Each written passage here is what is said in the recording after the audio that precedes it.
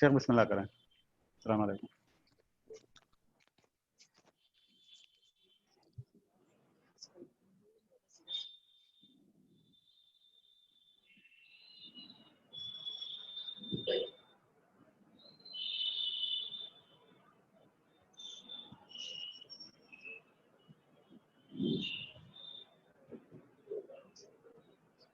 السلام علیکم ورحمۃ اللہ وبرکاتہ.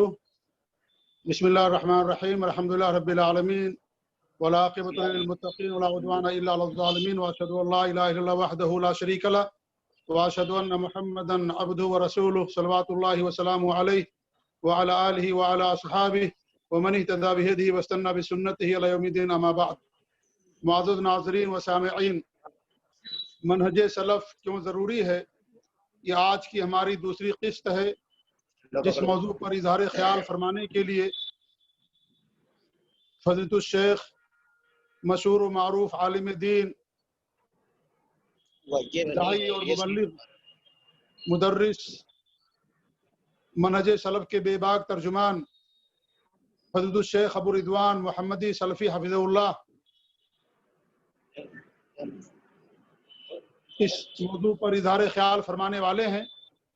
اس سے پہلے ایک قسط ہو چکی ہے جس میں شیخ محترم نے اس موضوع کی اہمیت و ضرورت پر آپ کے سامنے کتاب و سنت کی روشنی میں اور علماء سلف کے اقوال کی روشنی میں بڑی ہی اہم باتیں فرمائی تھیں. انشاءاللہ آج کے درس میں منہج سلف ہی کے تعلق سے ہماری گفتگو ہوگی. میں اور نہ کچھ کہتے ہوئے بغیر کسی مقدمہ تمہید کے اور بغیر کسی تاخیر کے میں شیخ محترم سے بڑے ادب اور احترام کے ساتھ گزارش کرتا ہوں کہ شیخ مائک پر تشریف لائیں اور اس طریقے سے اس موضوع کی ہمارے سامنے وضاحت فرمائیں اور ہمیں اپنے علم سے مستفید فرمائیں. اللہ رب العالمین شیخ محترم کے علم و عمر میں برکت عطا فرمائے. اللہ رب العالمین ان کی حفاظت فرمائے اور اللہ تعالیٰ ان کے علم سے ہم سب کو مستفید فرمائے. انہی دعاؤں کے ساتھ ایک بار پھر میں بڑے ادب اور احترام کے ساتھ شیخ سے گزارش کروں گا کہ شیخ اپنی گفتگو جاری فرمائیں اور ہمیں اور ہمارے متعاونین کو اور اس چینل کے ذریعے، اس گروپ کے ذریعے جو بھی جڑے ہوئے ہیں ان سب کو کتاب و سنت کی روشنی میں منہج سلف کیا ہے، اس کی اہمیت و ضرورت کیا ہے، اس پر اظہار خیال فرمائیں. اللہ تعالیٰ ان کی حفاظت فرمائے. آمین. جزاکم اللہ خیر. والسلام علیکم ورحمۃ اللہ وبرکاتہ.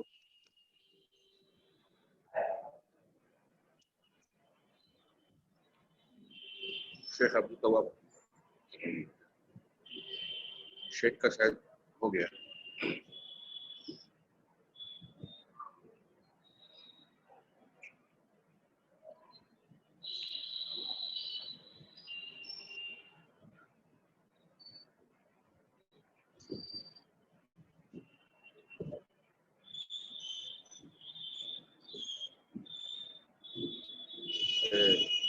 اس میں دیکھنا زیادہ شروع فرمائیں شیخ. السلام علیکم ورحمۃ اللہ وبرکاتہ.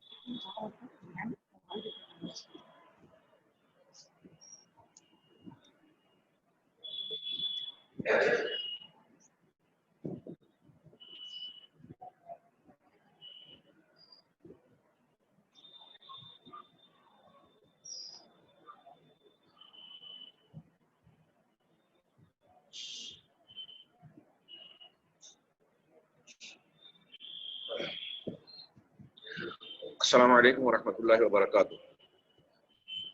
بسم اللہ الرحمن الرحیم وبہ نستعین.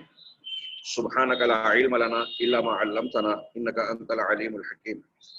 الحمد للہ رب العالمین والصلاة والسلام علی سید المرسلین وعلی آلہ وصحبہ اجمعین ومن تبعهم بإحسان الی یوم الدین. اعوذ باللہ من الشیطان الرجیم. بسم اللہ الرحمن الرحیم. اهدنا الصراط المستقیم صراط الذين أنعمت عليهم غير المغضوب عليهم ولا الضالين آمين. وقال تعالى في موضع آخر أعوذ بالله من الشيطان الرجيم وأن هذا صراطي مستقيما فاتبعوه ولا تتبعوا السبل فتفرق بكم عن سبيله ذلكم وصاكم به لعلكم تتقون. حاضرین گرامی اور سامعین کرام، یہ سلفی منہج کے زیر عنوان ہماری دوسری مجلس ہے۔ گزشتہ مجلس میں ہماری گفتگو کا سلسلہ اس موضوع سے متعلق جاری تھا کہ سلفی اور سلفیت سے بہت سارے لوگوں کو قد ہے، عناد اور دشمنی ہے، اور وہ اپنے اپنے محاذ سے اپنے اپنی قوت اور استطاعت کے مطابق سلفی اور سلفیت کو بدنام کرنے، اس کی دعوت اور اس کے فروغ کے سلسلے میں رکاوٹ ڈالنے کی پوری کوشش کرتے ہیں۔ چنانچہ تذکرہ یہ ہوا تھا کہ بہت ساری حکومتیں، میں نے ضمناً یہ ذکر کیا کہ عالمی طاقتیں، اسلام دشمن عالمی طاقتیں اچھی طرح یہ جانتی ہیں اور یہ بات اب ظاہر بھی کر چکی ہیں کہ اصل اسلام سلفیت ہے، اور ان کے باطل کو، ان کی تہذیب و ثقافت کو جس اسلام سے خطرہ ہے وہ وہی اسلام ہے جسے دنیا سلفیت کے نام سے، اہل الحدیث کے مسلک کے نام سے یا اہل السنہ والجماعت کے طریقے سے متعارف ہے۔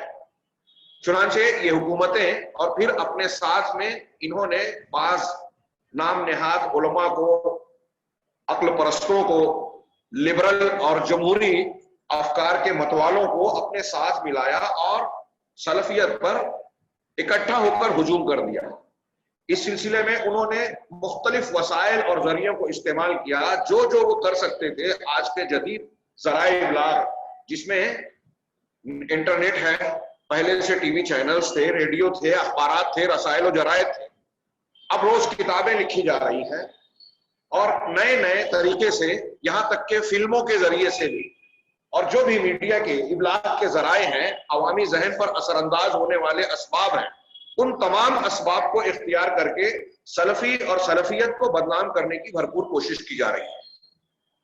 اس سلسلے میں ایک قابل ذکر بات یہ ہے کہ بعض اوقات تاریخ میں، حال یا ماضی میں ایسا بھی ہوا کہ سلفیت کی طرف نسبت رکھنے والے بعض افراد سے کچھ خطائیں اور غلطیاں ہو گئیں۔ یہ دشمنان دین، سلفیت کو نشانہ بنانے والے ایسی غلطیوں کی تاک میں لگے رہتے ہیں اور اسے خوب اجاگر کر کے ایسا اظہار کرتے ہیں، اسے اتنا نمایاں کرتے ہیں کہ یہی غلطی پورے مسلک پر اور اہل مسلک پر غالب آتا ہے۔ یعنی سلفیوں اور سلفیت کو اس سے پوری طرح متہم کرنے کی کوشش کی جاتی ہے، چاہے وہ انفرادی اور جزوی طور سے کچھ معاملات ہوئے ہوں۔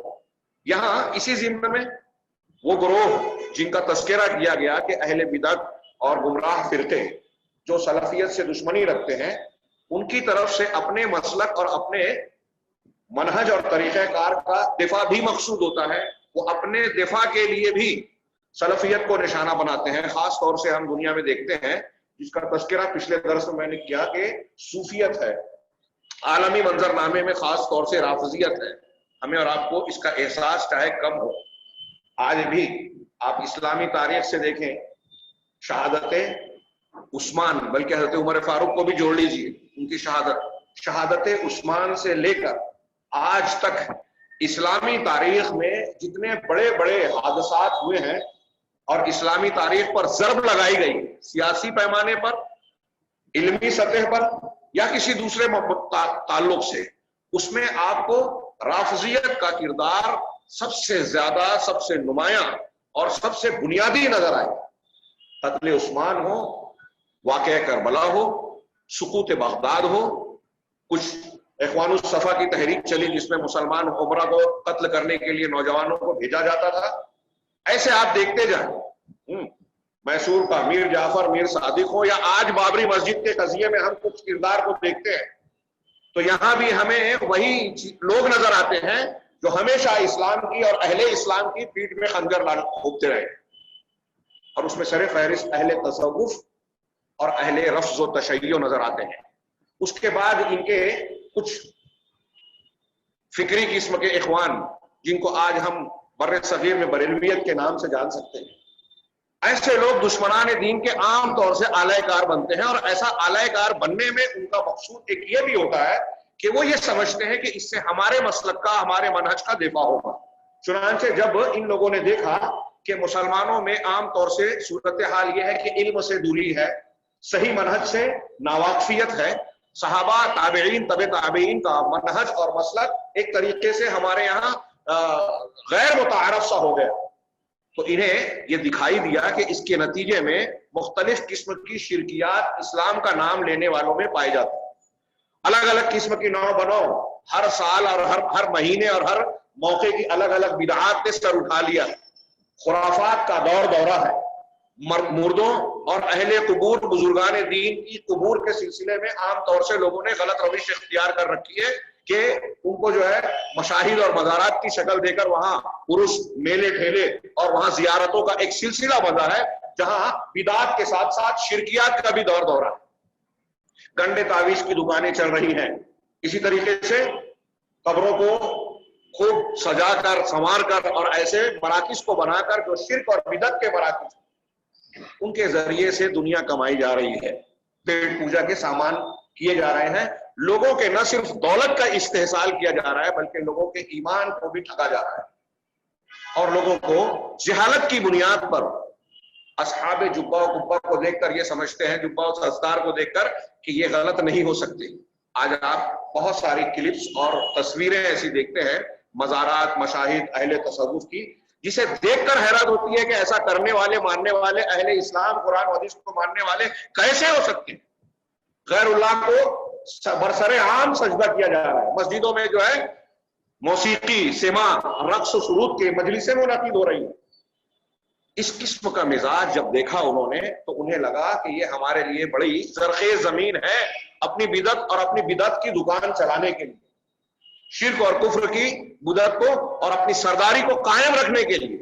چنانچہ انہوں نے ایک طرف اپنے مسلک کو قوت دینے کے لیے افراد کو تیار کیا اور دوسری طرف سلفیوں کو نشانہ بنایا کہ ان کی وجہ سے جب توحید کا درس عام ہوگا، سنت کی جو ہے دور دورہ ہوگا، اللہ کے نبی صلی اللہ علیہ وسلم اور صحابہ کرام کے منہج خالص اور صاف ستھرا چہرہ لوگوں کے سامنے پیش ہوگا، تو اس کے عام ہونے کے نتیجے میں ہمارا مسلک اور ہماری دکان پھیکی پڑ جائے گا۔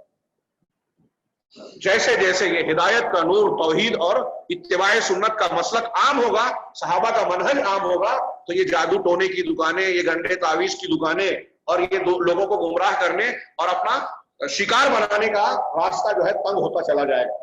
اس لیے ان لوگوں نے سلفیت کو ایک طرف نشانہ بنایا اور عوام کا ذہن سلفیت کو بدنام کر کے ان کے چہرے کو بگاڑ کر پیش کیا تاکہ اپنی بدعات اور خرافات کو زیادہ سے زیادہ لوگوں میں عام کر سکیں۔ اور انہوں نے ان مخالفین سلفیت نے اس سلسلے میں بڑی قوت اور طاقت اختیار کی۔ بعض مقامات پر ہم دیکھتے ہیں کہ باقاعدہ اپنے مدارس میں اپنے مراکز میں انہوں نے سلفیوں کو رد کرنے کے لیے تربیتی پروگرام اور نصاب تعلیم تیار کیا ہے۔ ہمارے یہاں دیوبند میں بھی یہ چیز جاری ہے، ردود کے سلسلے میں سلفیت اہل حدیثیت جس کو یہ لوگ بطور تنابز بالالقاب کے تحت غیر مقلدیت کہتے ہیں، اس کے رد کی باقاعدہ تعلیم دی جا رہی ہے۔ کیوں؟ انہیں نظر آتا ہے کہ لوگ آج کے تحقیقی دور میں، کل تک ایسا ہوتا تھا کہ کتابیں عام نہیں تھی، لوگوں کو مصادر و علمی مصادر کی طرف رجوع کرنا آسان نہیں تھا، لہذا مولویوں پر اعتماد کرتے تھے، وہ جو فتویٰ دے دیں آنکھ بند کر کے لوگ قبول کر لیتے تھے۔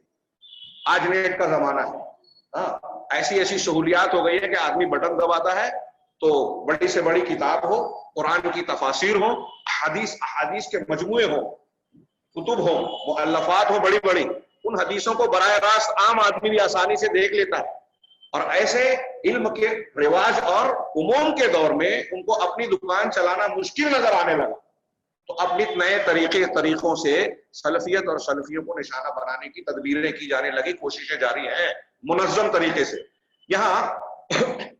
جہاں وہ سلفیت کو بدنام کرتے ہیں، اپنے باطل مذاہب کو مزین کر کے خوبصورت بنا کے عوام کو پیش کرتے ہیں تاکہ لوگ اسے قبول کریں۔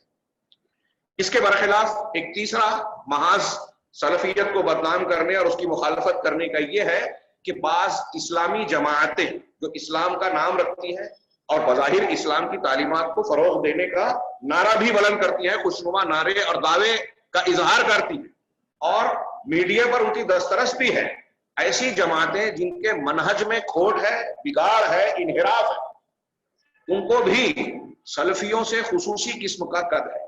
میں اکثر یہ بات کہا کرتا ہوں کہ جیسے مسلمانوں سے تمام ادیان باطلہ کو قد ہے، اس لیے کہ ان کو یہ لگتا ہے کہ اسلام پھیلے گا تو ہمارا باطل دین جو ہے وہ کمزور ہوگا، ہمارے لوگ اس میں شامل ہو جائیں گے. ایسے ہی مسلمانوں کے درمیان جو فرق اسلامیہ ہیں، اسلامی فرقے اور جماعتیں ہیں، الگ الگ ٹولیاں ہیں، ان میں جتنے بھی گروہ ہیں سب کو سلفیت سے، اہل الحدیث سے، منہج سلف سے خصوصی بیر ہے، کیونکہ سب کو ایک دوسرے سے آپ دیکھیں گے کہ تعاون اور امداد کا جذبہ نظر آئے گا. لیکن سلفیوں سے اس لیے قد ہوتا ہے کہ اس کے فروغ پانے سے انہیں لگتا ہے کہ ہمارے افراد اس میں چلے جائیں گے. چنانچہ یہ جماعتیں، اسلامی جماعتیں اور تنظیمیں جو پوری دنیا میں پھیلی ہوئی ہیں، آپ جماعت اسلامی کا نام لیں، اخوان المسلمین کا نام لیں، یا جدید افکار پر مشتمل عقلانیین ہو، یہاں تک کہ جو بالکل ایسے افکار کے حامل ہیں جن کا اسلام سے تعلق نہیں ہے، اسلام سے خارج ہو، وہ قادیانی ہو، منکرین حدیث ہو، بہائی ہو، ان کا بھی سب سے پہلا نشانہ مسلمانوں میں سلفیت اور سلفی ہوتی ہے. چنانچہ انہوں نے کہا، شیخ دکتور محمد بن عبدالعزیز نے یہ کہتے ہیں کہ جماعتیں، یہ اسلامی جماعتیں جو منحرف افکار کی حامل ہیں، یہ سلفی منہج سے خصوصی دشمنی رکھتی ہے، خاص طور سے اس صورت میں جب انہوں نے دیکھا کہ سلفی علماء جب قرآن و حدیث کا سلفی منہج بیان کرتے ہیں، عوام کے سامنے پیش کرتے ہیں مضبوط دلیلوں کے ساتھ، قرآن و حدیث کی دلیلوں کے ساتھ، تو ایسی صورت میں ان کی اپنی فکر کمزور ہوتی نظر آتی ہے اور لوگ اس سے متاثر ہوتے نظر آتے ہیں. سلفیوں کا ان کے پاس جواب نظر نہیں آتا، اور وہ سلفیوں کے سامنے، میں اپنے الفاظ میں کہوں کہ احساس کمتری کا شکار ہوتے ہیں کہ ان کے پاس جو دلائل ہے ہمارے پاس اطمینان بخش اس کا جواب نہیں ہے، لیکن اپنی فکر کے ساتھ تعلق سے عصبیت رکھنے کی بنیاد پر اسے چھوڑنا بھی نہیں چاہتے، وہ دکان جاری رکھنا چاہتے ہیں. لہذا ان کو بھی یہ نظر آتا ہے کہ سلفیت ہمارے لیے خطرہ ہے. چنانچہ وہ اور ان کے معاونین، ان کے اہلکار اور کارکنان پوری طاقت اور قوت لگاتے ہیں کہ سلفیت کو تان و تشنیع کا نشانہ بنائیں، اور اس کے ساتھ ایسی باتوں کو جوڑا جائے جو سلفیت سے تعلق نہیں رکھتی، اور ایسے ناموں سے اس کو موسوم کیا جائے. سلفیوں کو اور سلفیت کو ایسے نام دیے جائیں جس سے لوگوں کے دلوں میں نفرت پیدا ہو.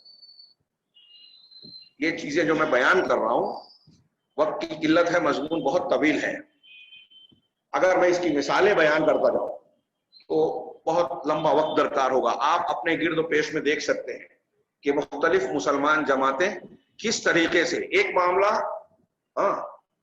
اگر ترکی میں ہے، ایران میں ہے، تو خاموشی اور سناٹا میڈیا میں نظر آتا ہے. وہی چیز ہو بہو اگر سعودی عرب میں نظر آ جائے، کویت میں نظر آ جائے، یا ان افراد میں جو سلفیت سے نسبت رکھتے ہیں ان میں نظر آ جائے، تو ہنگامہ برپا ہو جاتا ہے. میڈیا میں ایک ہنگامہ، شور، ہر طرف وہی بات، وہی الزام تراشیاں جاری ہو جاتی، اور ایسا لگتا ہے کہ اسی کی وجہ سے اسلام خطرے میں آ گیا، پورے ذمہ دار یہی لوگ ہیں. اس کے پس منظر کو فراموش کر کے، وہ خبر سچی ہو کہ جھوٹی ہو، ایک جھوٹی خبر اگر سعودی عرب کے تعلق سے آ جائے تو اس کو تھوڑی دیر میں زبردست اشاعت مل جاتی ہے. اور اگر حوثی شیعہ نے حرم پر میزائل داغا، وہ خبر نہیں بنتی. طیب اردگان، ایرانی ترکی کا صدر، اگر مزار پہ جا کے ماتھا ٹیکتا ہے، اہل تصوف کی جو ہے وہ ان کے ساتھ دیتا ہے، اسرائیل سے تعلقات استوار کرتا ہے، تو یہ خبر میں جگہ نہیں پاتی، لوگوں کو معلوم بھی نہیں پڑتا. لیکن اگر سعودی عرب کے تعلق سے اس قسم کی کوئی جھوٹی خبر بھی آ جائے تو شور مچے گا. یہ کیوں؟ یہ میں جو بیان کر رہا ہوں اسی تناظر میں دیکھیے، ایسی بہت ساری چیزیں جو سلفیوں کے تعلق سے ہے بھی نہیں، اسے بیان کیا جاتا ہے، ایسے نام دیے جاتے ہیں جس سے عوام کو جو ہے ان سے نفرت پیدا ہو. یہ چند اسباب ہیں کہ لوگ کیوں سلفی اور سلفیت سے دشمنی اختیار کرتے ہیں، اس کی شدید مخالفت کرتے ہیں، اس کے سامنے جگہ جگہ محاذ قائم کر رکھے. لیکن یہاں ایک قابل ذکر بات یہ ہے کہ یہ عداوت، یہ کتابیں جو ہمارے خلاف لکھی جا رہی ہیں، یہ گھبرانے کی بات نہیں ہے، اس سے ہمیں کبیدہ خاطر نہیں ہو، بلکہ اس سے تو جیسا کہ علامہ البانی رحمہ اللہ نے فلسطینی امام کو یہودی لوگ لے کر گئے تھے اور انہوں نے کہا تھا کہ ہمارے سامنے وہ اسلام نہیں چلے گا جو سلفیت کے نام سے موسوم ہے، جو ابو بکر اور عمر کے طریقے پہ چلنے کی بات کرتے ہیں. تو البانی صاحب نے کہا تھا کہ اگر یہ خبر صحیح ہے تو یہ سلفیوں کے لیے منہج سلف کو ماننے والوں کے لیے خوشخبری ہے، اس سے خوش ہونا چاہیے کہ باطل دین کے حقیقی دشمنوں کو اس بات کا ادراک ہے، علم ہے کہ ہمارے لیے حق کی صورت میں اصلی خطرہ کون ہے. گویا ان کو بھی یہ احساس اور شعور ہے کہ اصلی اسلام سلفیت ہے، اس سے ہمیں خطرہ ہے، دوسروں سے نہیں ہے. البانی صاحب نے کہا کہ یہ خوشخبری ہے. اور ایسے صاف ستھرے عقیدے کا اس طرح سے مخالفتوں کو جھیلنا، دشمنی، بدنامی اور مختلف قسم کے پروپیگنڈوں اور بدنامی کے ناموں کا سامنا کرنا، یہ کوئی حیرت کی بات نہیں ہے. جس دن سے جناب محمد رسول اللہ صلی اللہ علیہ وسلم نے دعوت حق پیش کی، آپ کی مخالفت شروع ہو گئی. حالانکہ جس معاشرے میں آپ نے پیش کیا، جن لوگوں نے آپ کی مخالفت کی، آپ سے دشمنی کی، آپ کو ستایا، آپ کو ہر طرح کی اذیت دی، ان کے یہاں اللہ کے رسول صلی اللہ علیہ وسلم کا کردار بالکل صاف ستھرا، عیاں اور واضح تھا. وہ خود آپ کو صادق و امین کہتے تھے، امانت دار مانتے تھے، کردار کے اعتبار سے کوئی کھوٹ، کوئی نقص نہیں پاتے تھے. پھر بھی آپ کی دشمنی اختیار کیا. کیوں؟ اس لیے کہ آپ کے پیش کردہ دین سے انہیں اپنے دین کا خطرہ محسوس ہوا کہ یہ حق ہے جس کے سامنے ہمارا باطل ٹک نہیں سکتا. لہذا باطل کا یہ مزاج ہوتا ہے کہ دلائل کے محاذ پر وہ ہٹ کر ان محاذوں کو اختیار کرتا ہے جس میں جھوٹ ہوتا ہے.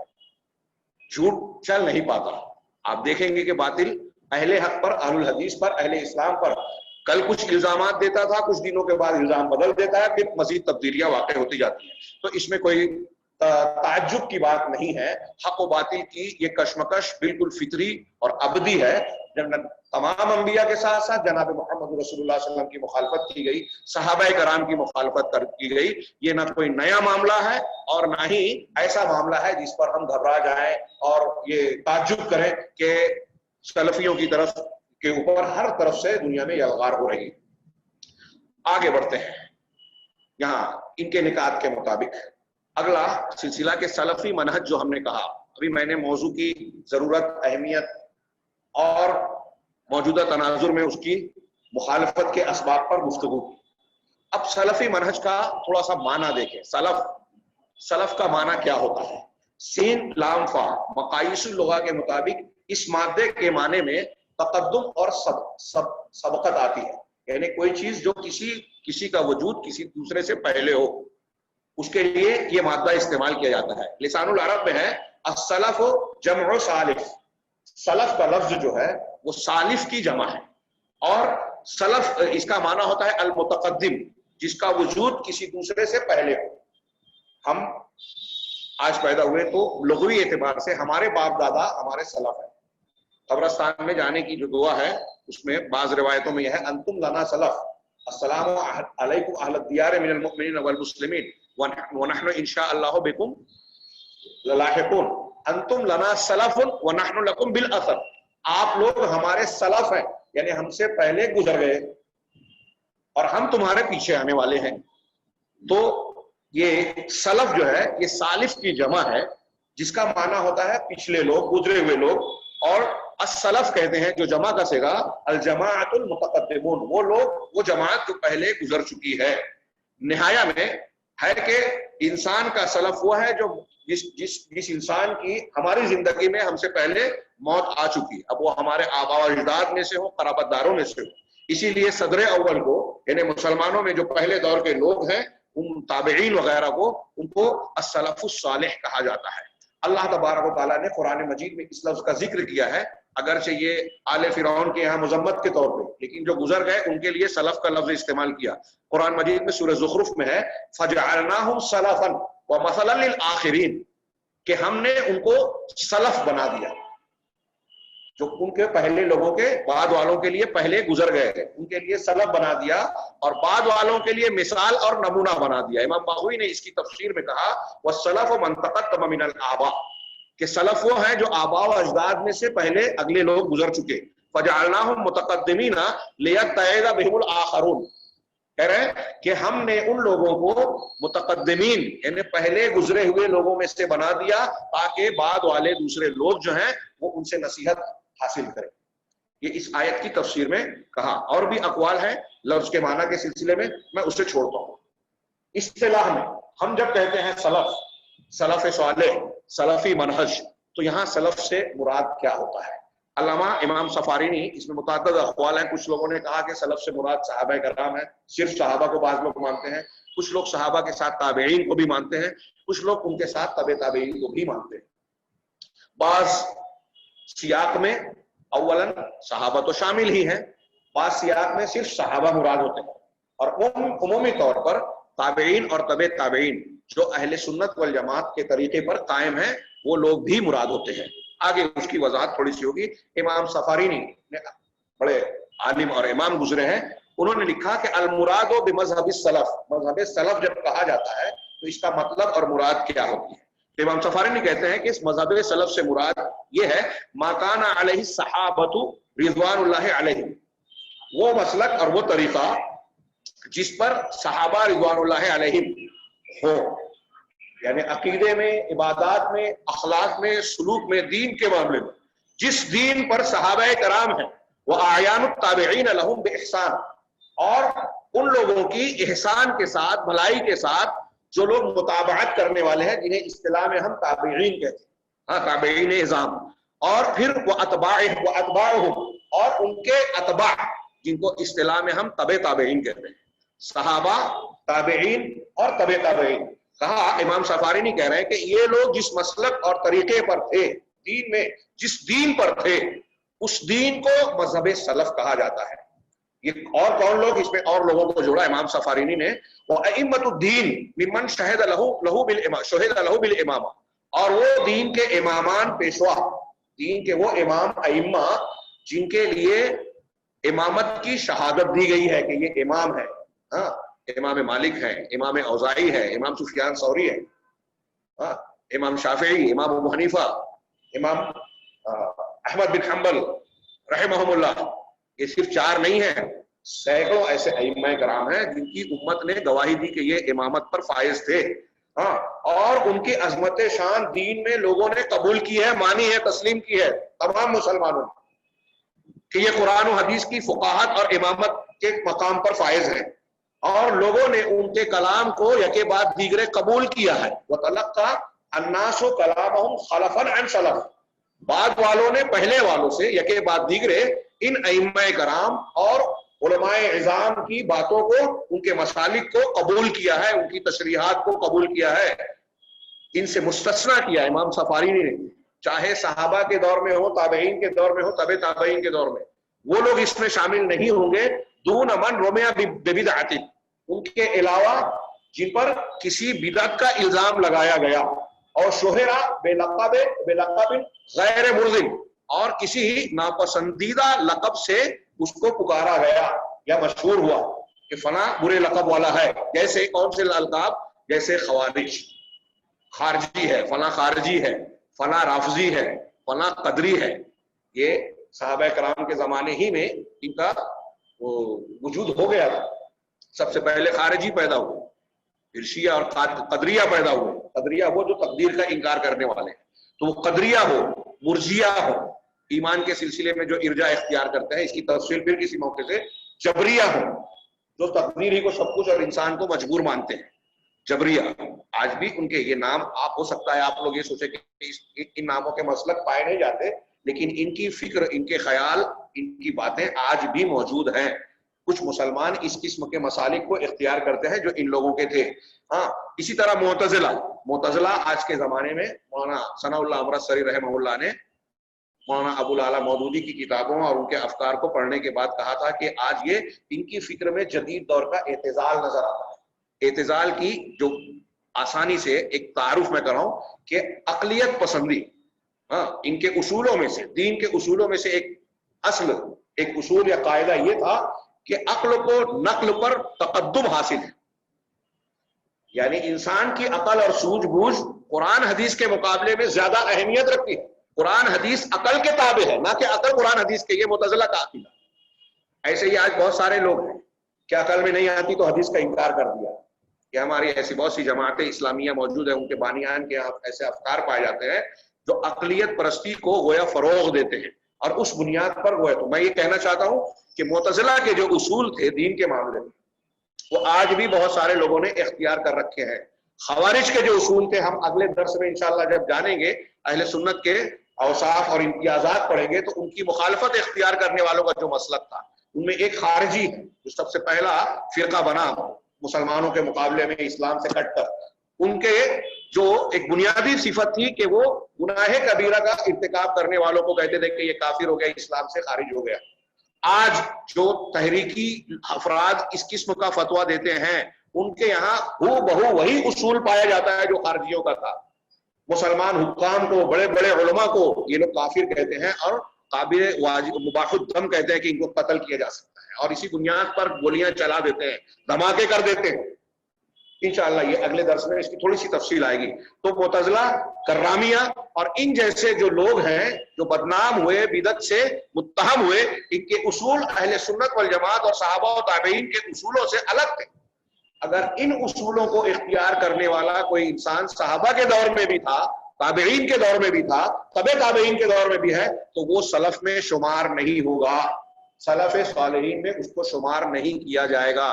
آج کوئی شخص کہے کہ ان 3 زمانوں کی بات آپ کر رہے ہیں تو فلاں بانی جو ہے معتزلہ کا بانی کہیے، یا وہ جوہنی، معبد الجوہنی جو قدریہ کا بانی ہے فرقے کا، وہ بھی تو صحابہ کے زمانے میں تھا۔ تو جس کو بدعت سے متہم کیا گیا یا برے لقب سے جو مشہور کیا گیا، اس کو اس میں شامل نہیں کیا جائے گا۔ یہاں ایک وضاحت کہ سلفیت کا نام، آگے انہوں نے ایک پورا چیپٹر باندھا ہے کہ سلفیت، اہل الحدیث، اہل السنہ والجماعہ کا نام رکھنا شرعاً کیسا ہے۔ کچھ لوگ اس پر اعتراض کرتے ہیں۔ ہمارے ذاکر نائک صاحب کہتے تھے اہل الحدیث کہنا درست نہیں ہے، یہ ان کی نادانی کا ملمی، اور اگر واضح کہیں تو جہالت۔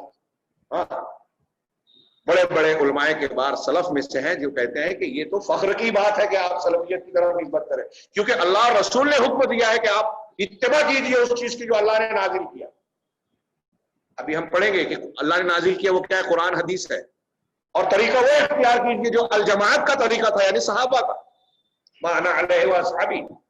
تو ان لوگوں کی طرف نسبت کرنا کوئی فرقہ بندی یا نیا طریقہ، نیا نام نہیں ہے، بلکہ یہ ایک نسبت ہے جو اسلام کی صحیح تعبیر کو پیش کرتی ہے۔ اور اس کی وجہ کیا بنی، یہ اگلے پیراگراف میں ایک بڑے عالم کے الفاظ میں جو ہم سنتے رہتے ہیں، میں نے خود متعدد مقامات پر بیان کی ہے، لیکن یہاں ایک بڑے عالم کی زبان میں سنیں۔ فہذا الاصطلاح، یہ جو اصطلاح ہے سلفیت، سلفی، اہل الحدیث، یہ اصطلاح اس وقت مشہور ہوئی جب نزاع اور اختلاف مسلمانوں کے درمیان فرقہ بندیاں نمودار ہوئی، نمایاں ہوئی، اور دین کے اصول کے متعلق، دین کے منہج سے متعلق مختلف قسم کے فرقے، مختلف قسم کے گروہ وجود میں آ گئے۔ ہاں، جیسے کلامی فرقے عقیدے کے معاملے میں، عقیدے کے معاملے میں کلامی فرقے جو الگ الگ راستے اختیار کیا وہ اہل کلام کہلاتے ہیں۔ ہاں، اور اسی طریقے سے بعض دوسرے امور میں کچھ لوگوں نے الگ راستے اختیار کیے، غیبیات اور عقائد کے معاملے میں۔ تو تمام لوگوں نے، جن لوگوں نے اپنا اپنا کوئی اصول خود ساختہ بنایا، خود ساختہ اصول بنانے کے باوجود مسلمانوں کے الگ الگ فرقے، بدعتی فرقے بھی اپنے آپ کو عوام کے سامنے یہ ظاہر کرتے کہ ہم قرآن و حدیث کو ماننے والے ہیں اور سلف کا طریقہ ہمارا ہی طریقہ ہے، ہم جو طریقہ اختیار کیے ہیں وہ سلف کا طریقہ ہے، سلفی منہج ہے۔ تو انہوں نے بیان کیا کہ جب لوگوں نے سب نے سلف کی طرف انتساب کرنا چاہا اور اس بات کا اعلان کیا کہ جس مسلک اور موقف پر، منہج پر وہ ہے، وہ سلفی منہج ہے، سلف صالح کا طریقہ ہے، تو اس وقت یہ ضروری ہوا، ایسے حالات میں یہ ضروری ہوا کہ کچھ ایسی بنیادیں اور ایسے قاعدے جو کہ بالکل صاف صاف علامت کے طور پر اظہار کریں کہ سلفی منہج کیا ہے، صحابہ اور تابعین کا طریقہ کیا ہے، یہ کسی پر مشتبہ اور پیچیدہ نہ رہے، بالکل لوگوں کے لیے بالکل صاف صاف سمجھ میں آ جائے، اور سلفی نقطۂ نظر، اس کا مسلکی رخ اور اتجاہ بالکل واضح طور سے سامنے آ جائے، یہاں تاکہ کسی بھی شخص پر جو سلفیت کو، صحیح مذہب کو، صحابہ اور تابعین کے طریقے کو اختیار کرنا چاہتا ہے، اس کے لیے معاملہ ملتبس نہ ہو، غلط ملت نہ ہو، اسے کوئی شک شبہ نہ رہے۔ اس لیے ضروری تھا کہ کچھ اصول اور ضابطے بنائے جائیں، اور ان اصولوں اور ضابطوں کو ماننے والوں کی نسبت یہ کہا جائے کہ یہ سلفی ہیں اور یہ اصول ضابطہ سلفیت سے عبارت ہے۔ اگر کوئی شخص ان اصولوں کو، ان قواعد کو، ان خصوصیات کو اختیار نہیں کرتا تو وہ چاہے جو اپنے آپ کو بولے، وہ حقیقت میں سلفی نہیں ہو سکتا۔ چنانچہ جب یہاں انہوں نے کہا کہ سلف، سلفیون یا سلفیت کے لفظ کا استعمال کیا جاتا ہے تو یہ سلف صالح کی طرف نسبت ہوتی ہے، جس میں تمام صحابہ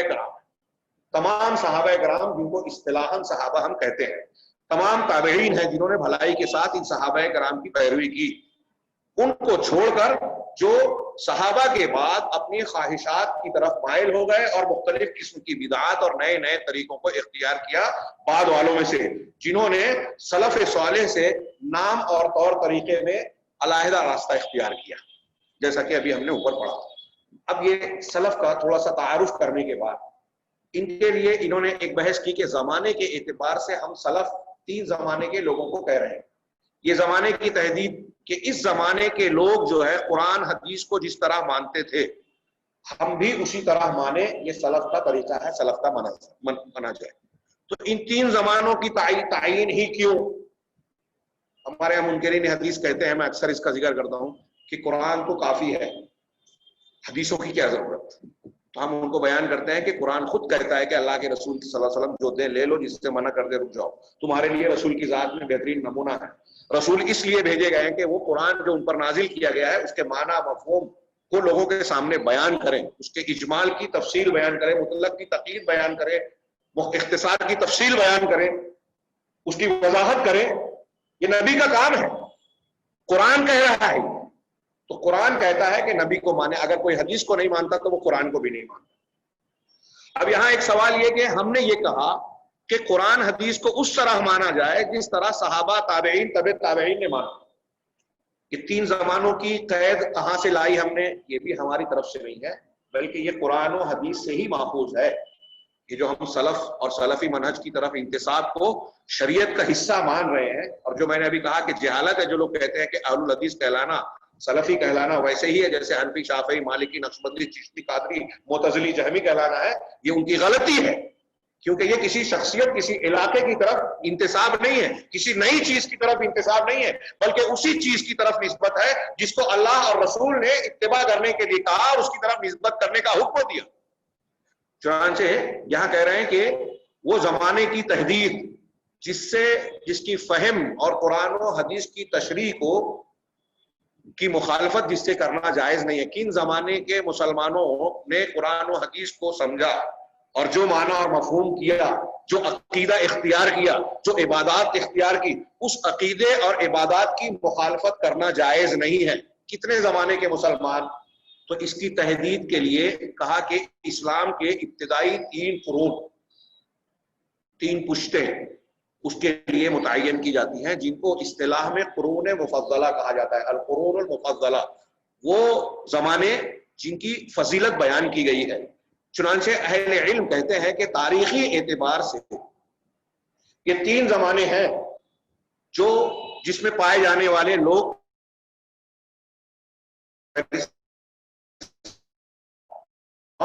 اور تابعین، کہا کہ اور تبع تابعین کے بعد تبع تابعین۔ کیوں؟ اس لیے کہ اللہ کے نبی جناب محمد رسول اللہ صلی اللہ علیہ وسلم نے ان لوگوں کی خیریت، یعنی خیر ہونے کی، بھلے اور اچھے ہونے کی شہادت دی ہے۔ اگر ان کے عقیدے میں خرابی ہوتی، شرک ہوتا، انکار ہوتا، انحراف ہوتا، اس میں کوئی ایسی چیز ہوتی جو اللہ تعالیٰ کے یہاں ناقابل قبول ہے، تو نبی کریم صلی اللہ علیہ وسلم ان کو خیر امت نہیں قرار دیتے کہ امت میں سب سے بہترین لوگ یہ ہیں۔ ہاں، اور یہ متفق علیہ حدیث میں حضرت عبداللہ ابن مسعود رضی اللہ تعالیٰ عنہ کی بخاری مسلم کی مشہور حدیث ہے، جسے آپ بارہا سن چکے ہیں کہ نبی کریم رسول اللہ صلی اللہ علیہ وسلم نے ارشاد فرمایا، خیر الناس قرنی ثم الذین یلون، سب سے بہتر زمانہ، زمانوں میں سب سے بہتر زمانہ میرا زمانہ ہے۔ کس طرح بہتر ہے؟ عقیدے میں، دین میں، ایمان میں، اخلاص میں، عبادات میں، اخلاق و سلوک میں، ہر اعتبار سے سب سے بہتر زمانہ میرا زمانہ، یعنی جناب محمد رسول اللہ صلی اللہ علیہ وسلم کا زمانہ۔ ثم الذین یلون، پھر وہ جو اس کے بعد آئیں گے، صحابہ کا زمانہ، اللہ کے رسول کا زمانہ اور آپ کے شاگردوں کا زمانہ ہوا، پھر جو اس کے بعد آئیں گے تابعین کا زمانہ۔ ثم الذین یلونہم، پھر وہ جو اس کے بعد آئیں گے یعنی تبع تابعین کا۔ ثم یجیء قوم، پھر ایسی قوم آئے گی کہ شہادت احدہم تسبق شہادت احدہم یمینہ، کہ جس کی شہادت اور گواہی اس کی قسم سے پہلے ہوگی، وہ یمینہ شہادت ہو، اور اس کی قسم شہادت اور گواہی سے پہلے ہوگی۔ گویا پہلے کے جو جملہ ہے کہ سب سے بہتر زمانہ یہ ہے، اس کے بعد ایسا ایسا ہوگا، اس کا مطلب یہ کہ بعد کے زمانے بہتر نہیں ہوں گے، ان پر اعتماد اور تکیہ نہیں کیا جا سکتا، بھروسہ نہیں کیا جا سکتا، ان کے اندر بہت ساری خرابیاں آ گئے. لہذا معیار اگر بنانا ہے کسی زمانے کو مجموعی طور پر، یہاں ضمن میں عرض کر دوں کہ جب صحابہ تابعین میں کسی مسئلے میں اختلاف ہوگا تو اس کا الگ اصول ہے کہ کن کی بات کو قبول کیا جائے گا، اس کے ضابطے ہیں جو قرآن و حدیث کی روشنی میں اور صحیح بنیادوں پر طے ہوتے ہیں.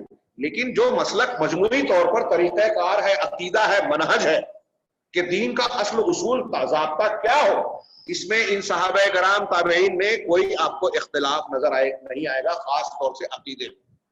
میں نے بار بار کہا کہ جزوی طور پر کچھ چیزیں ملیں گی. اسی طرح بخاری میں امام بخاری نے اپنی صحیح میں حضرت عمران بن حسین رضی اللہ تعالیٰ عنہ سے یہی حدیث دوسرے الفاظ میں نقل کی کہ اللہ کے رسول صلی اللہ علیہ وسلم نے فرمایا خیر امتی قرنی ثم الذین یلونہم ثم الذین یلونہم. قال عمران فلا ادری اذکر بعد قرنہ قرنین او ثلاثا ثم ان بعدکم قوما یشهدون ولا یستشهدون ویخونون ولا یؤتمنون وینظرون ولا یفون ویظہر فیہم السمن. یہ سب سے بہتر زمانہ میرا زمانہ ہے. اس کے بعد اس کے بعد جو ان کے پیچھے آئیں گے یعنی تابعین کا زمانہ، ان کے بعد وہ جو ان کے بعد آئیں گے یعنی تابعین کا. عمران صحابی رسول رضی اللہ عنہ کہتے ہیں کہ مجھے نہیں یاد ہے کہ آپ نے اپنے زمانے کے بعد 2 زمانوں کا ذکر کیا یا 3 کا ذکر کیا. پھر اس کے بعد کچھ ایسے لوگ پیدا ہوں گے، اللہ کے نبی صلی اللہ علیہ وسلم نے فرمایا کہ ایسے لوگ پیدا ہوں گے کہ گواہی دیں گے حالانکہ ان سے گواہی طلب نہیں کی جائے گی، خیانت کریں گے، امانت داری اختیار نہیں کریں گے، اور نظر مانیں گے لیکن نظر کو پوری نہیں کریں گے. یعنی ان کی ایمانی اور دینی حالت کمزور سے کمزور تر ہو جائے گی، قابل اعتماد نہیں ہوگی. وَيَظْهَرُ فِيهِمُ السِّمَنُ، اور ان کے اندر موٹاپا بہت عام ہو جائے گا. میں سمجھتا ہوں موٹاپے کے اسباب یعنی دنیا داری. ہاں، اس اصل کی جو 2 حدیثیں پیش کی گئی ہے، اس اصل کی قرآن میں کئی دلیلیں ہیں. جیسے مثال کے طور پہ یہاں انہوں نے 2-3 دلیلیں پیش کی کہ اللہ تبارک و تعالیٰ نے ارشاد فرمایا سورہ نساء میں آیت نمبر 115 وَمَن يُشَاقِقِ الرَّسُولَ مِن بَعْدِ مَا تَبَيَّنَ لَهُ الْهُدَى وَيَتَّبِعْ غَيْرَ سَبِيلِ الْمُؤْمِنِينَ نُوَلِّهِ مَا تَوَلَّى وَنُصْلِهِ جَهَنَّمَ. بڑے غور سے سنیے، اللہ ہمارے رب العالمین کا ارشاد ہے کہ جو رسول وَمَن يُشَاقِقِ الرَّسُولَ، جو رسول سے مخالفت برتے، رسول سے مشاقہ کرے، یعنی ایک شق میں رسول اور دوسری شق میں، ایک طرف آپ ہیں ایک طرف آپ رسول ہیں، یعنی رسول کا جو راستہ ہے آپ اس سے الگ راستہ اختیار کریں. اللہ کے رسول کی سنت طریقہ عقیدہ کچھ اور ہے، آپ کا عقیدہ سنت عبادت کا طریقہ الگ ہے. تو جو رسول سے اس طرح مخالفت کرے گا، ہاں، من بعد ما تبین له الهدى، ہدایت کے واضح ہو جانے کے بعد قرآن حدیث سنت سامنے آ گئی، اب اس کو اختیار نہیں کر رہا ہے، کسی اور چیز کو اختیار کر رہا ہے. وَيَتَّبِعْ غَيْرَ سَبِيلِ الْمُؤْمِنِينَ، اور مومنین کے راستے سے ہٹ کر کسی دوسرے مومنین کے راستے کو چھوڑ کر دوسرے راستے کی اتباع کرے. قرآن کہہ رہا ہے ہاں نُوَلِّهِ مَا تَوَلَّى، تو ہم اسی راستے پر اسے چلنے دیں گے، اس کو چلنے دیں گے، اس کو روکیں گے نہیں، گویا اس کو توفیق سے محروم کر دیا جائے گا. ہاں وَنُصْلِهِ جہنم، لیکن نتیجہ انجام کیا ہوگا؟ اسے جہنم میں پہنچا دیں گے. وَسَاءَتْ مَصِيرًا، اور یہ بڑا برا ٹھکانہ ہے. یہاں کہہ رہے ہیں کہ اس آیت میں جو ہمارے لیے دلیل ہے وہ کیا ہے شاہد، کہ اللہ تبارک و تعالیٰ نے آیت کے اندر رسول صلی اللہ علیہ وسلم کی سنت کی مخالفت کے ساتھ ساتھ سبیل المومنین، مومنین کے راستے کی مخالفت کا بھی تذکرہ کیا. قرآن کی بعض آیات میں جیسے وَأَنَّ هَذَا صِرَاطِي مُسْتَقِيمًا، اور بعض آیتوں میں قُلْ هَٰذِهِ سَبِيلِي، ہاں، اللہ کا راستہ، رسول کا راستہ اور مومنین کا راستہ. امام شافعی اور دوسرے بہت سارے مفسرین اور ائمہ دین کہتے ہیں کہ اللہ تعالیٰ نے یہاں جو سبیل المومنین کہا، اس ان المومنین میں سر فہرست صحابہ کرام داخل، کیونکہ جس وقت یہ قرآن نازل ہوا اس وقت مومنین کون تھے؟ اصحاب کرام رضی اللہ عنہم ہی تھے، لہذا مومنین اس میں شامل ہے. اس سے یہ پتہ چلا کہ مومنین کا اگر کوئی متفقہ راستہ ہے اور آپ اس کے خلاف جا رہے ہیں تو وہ جہنم کے راستے پہ جا رہے ہیں. قرآن کہہ رہا ہے غیرہ نتو خیرہ کوئی نہیں، رب العالمین فرما رہے ہیں. قیامت تک یہ منہج سلف کی وہ ہدایت کرتی رہے گی آیت، اور ایسی اس کے معنی کی دوسری آیت ہے. نبی کے طریقے کے ساتھ ساتھ سبیل المومنین کا بھی ذکر کیا. اسی آیت سے امام شافعی اور دوسرے بہت سارے ائمہ نے استدلال کیا کہ اگر مسلمانوں کا مومنین کا کسی بات پر اجماع ہو اور خاص طور پر صحابہ کرام کا اگر کسی معاملے پر اجماع ہو اور کوئی اس کی مخالفت کرتا ہے تو وہ جہنم کے راستے پہ ہے، وہ بھٹکا ہوا گمراہ انسان ہے، جیسا کہ یہ آیت کہہ رہی ہے۔ ہاں، حالانکہ قرآن کی بعض دوسری آیتیں ہیں جیسے ان الذین کفروا وصدوا عن سبیل اللہ، جن لوگوں نے کفر کیا اور اللہ کے راستے سے، دیکھیے یہاں اللہ کا راستہ کہا ہے، جو اللہ نے راستہ دیا وہ اللہ کا راستہ ہے، رسول نے اسی راستے کو اختیار کیا، وہ سبیل النبی ہے، سبیل المومنین، سبیل الرسول ہے، اور اس کو جس کو صحابہ نے اختیار کیا وہ رسول کا ہی طریقہ ہے، لہذا وہ سبیل المومنین ہے۔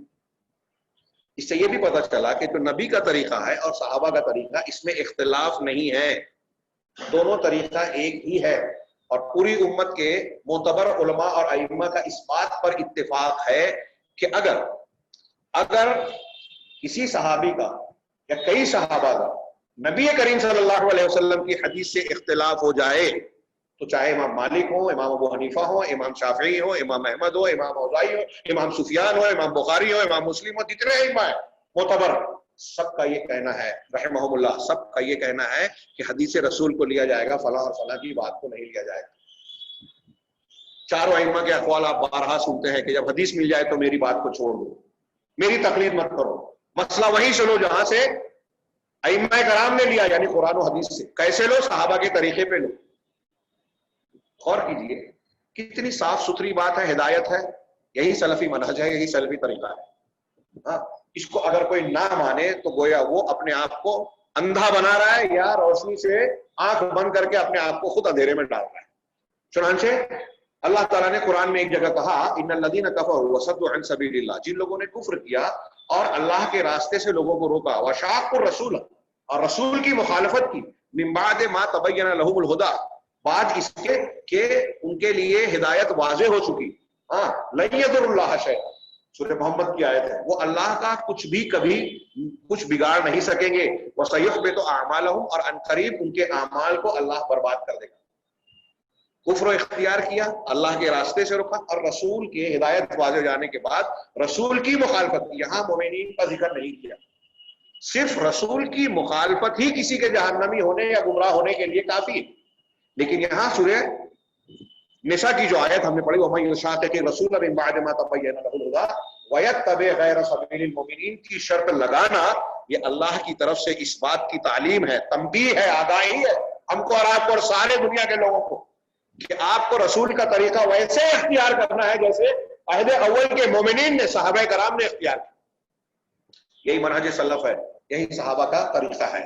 اسی طرح اس معنی میں اگر ہم دیکھیں تو ان آیتوں اور اس کے معنی کی دوسری آیتوں کے ضمن میں صحابہ کرام کی شخصیات، ان کا کردار قرآن کی روشنی میں، اللہ تعالیٰ کی ہدایت کی روشنی میں معتبر شخصیات کی حیثیت رکھتا ہے کہ ان کا اعتبار دین میں کیا جائے گا۔ دنیا میں کسی کی شخصیت کا اعتبار نہیں ہے انفرادی طور پر، لیکن سلفی منہج، صحابہ کا اجتماعی طریقہ، یہ معصوم ہے۔ ہاں، اس میں کوئی خطا اور غلطی کا امکان نہیں ہے۔ کیوں معصوم ہے؟ اس لیے کہ نبی کا طریقہ ہے، نبی کریم صلی اللہ علیہ وسلم اس دنیا سے رخصت ہوئے تو اسی طریقے پر، تمام صحابہ کا طریقہ ہے، جس کے بارے میں اللہ نے یہ اعلان کیا کہ اس طریقے کی مخالفت کرنے والا جہنم کے راستے پر چل رہا ہے۔ اس کا مطلب یہ کہ ان کے طریقے پہ چلنے والا انسان جنت کے راستے پر چل رہا ہے۔ چنانچہ ان کا منہج ایسا منہج ہے، طریقہ ہے جس کی اتباع کی جائے گی۔ ہاں، اور یہ بنیادی طور سے اس میں کون لوگ شامل ہیں سبیل المومنین میں؟ صحابہ، تابعین، تبع تابعین، خیر الناس قرنی، اور ایک آیت کا ہم نے ذکر کیا، ایسی دسیوں آیتیں اور سینکڑوں حدیثیں پیش کی جا سکتی ہیں۔ ہاں، اور یہ زمانے جو ہیں، تین زمانے، یہ فضیلت والے زمانے ہیں، جن کے بارے میں، جن کے دور کے، جس دور کے لوگوں اور مسلمانوں کے بارے میں اللہ عز و جل، اللہ جل شانہ کا یہ فرمان ہے، بہت زبردست فرمان۔ ہاں، اس کے ہوتے ہوئے اگر کوئی صحابہ کرام کی شان میں گستاخی کرتا ہے تو اس سے بڑا گمراہ یا قرآن کی مخالفت کرنے والا کون ہو سکتا ہے؟ اللہ نے فرمایا والسابقون الاولون من المہاجرین والانصار والذین اتبعوہم باحسان رضی اللہ عنہم ورضوا عنہ، کہ سابقون الاولون یعنی پہل سبقت کرنے والے لوگ، ایمان میں، اسلام میں جو بالکل پہلے اسلام لائے، ہاں، وہ مہاجرین میں سے ہو یا انصار میں سے۔